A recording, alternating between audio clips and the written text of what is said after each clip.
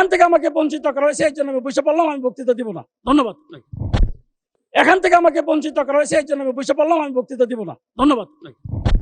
জনাব মোহাম্মদ সেলিম ভুঁইয়া। জনাব মোহাম্মদ সেলিম ভুঁইয়া, আপনার সময় 6 মিনিট। ধন্যবাদ আপনাকে।